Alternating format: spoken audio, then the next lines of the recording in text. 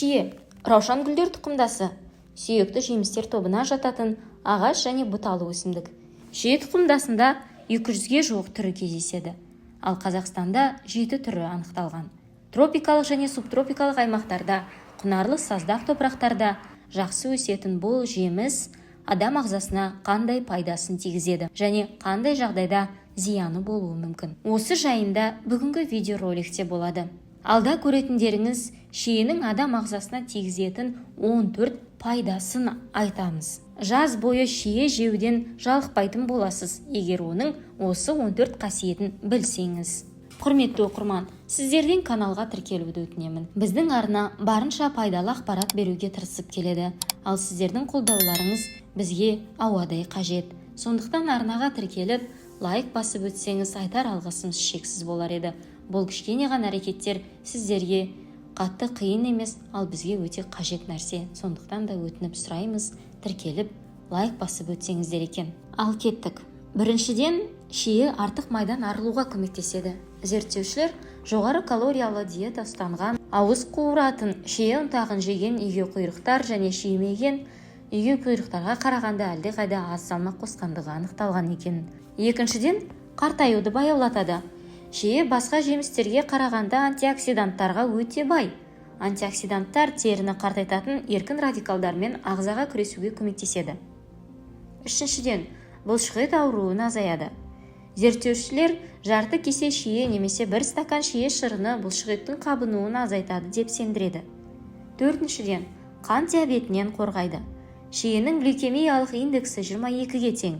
Бұл сары өрік, жүзім, шабдалы, көкжидек немесе қара өрік көрсеткіштерінен әлдеқайда төмен. Сондықтан шие әсері қан диабетімен ауыртатындар үшін жеміс-жидектердің ішінде ең жақсы таңдау болып табылады. Бесіншіден, дұрыс ұйықтауға көмектеседі. Шие мелатониннің, яғни адамның ішкі сағатын басқаратын ұйқы гормонының жалғыз табиғи көзі. Сондықтан шие шырынын оянғаннан жарты сағаттан кейін және кешкі асқа 30 минут қалғанда ішу керек. Осылайша мелатонин гормонының өндірісі арта түседі. Алтыншыдан, альцгеймерге шалдыққан егде жандарға көмектеседі. Альцгеймер қауымдастығы есте сақтау қабілетін жақсартатын тағамдар тізіміне шиені қосты. Мұның себебі шие құрамында антиоксиданттардың көп мөлшерде болуы. Жетіншіден, инсульт қаупін азайтады. Шие бәлші жүрек тамыр жүйесін нығайтуға септігін тигізеді. Антоциандар бұл шиеге қызыл түс беретін PPR рецепторларын белсендіретін, глюкоз алмасуына қатысатын, гендерді реттейтін пигменттер. Осылайша холестерин деңгейі қан қысымы мен қан диабетін төмендетеді. Сегізіншіден, подагра қаупін азайтады. Шиені тұтыну подагра шабуылының қаупін 35%-ға төмендетеді. Бұл тұжырымдар Бостон университетінің профессоры Иуцин Жан 633 науқасты тексергеннен кейін жасады. Тоғызыншыдан, шие жүрекке пайдалы. Шие құрамында калий көп, ол жүрек соғу жиілігін және қан қысымын реттеуге көмектеседі. Сонымен қатар, гипертония қаупін азайтады. Шиедегі фитостеролдар холестерин деңгейін төмендетуге көмектеседі. 10-шы, аспиринді алмастырады. Ғалымдар шие құрамындағы аспириндегіге ұқсас қабынуға қарсы заттар бар екенін анықтаған. Бір дәріні 20 жидек жанама серілінсіз алмастыра алады. 11-ші, буындар қабынғанда көмектеседі. Шие шырынын 3 апта бойы күніне 2 рет қабылдағаннан кейін сінген буындардағы ауырсыну айтарлықтай азаяды. 12. Қатерлі ісікке шалдығу қаупін азайтады. Шие құрамындағы заттар майлы тағамдарды дайындауда канцерогендік химиялық заттардың түзілуін азайтуға көмектеседі. 13. Қояншық ауруына ем болады.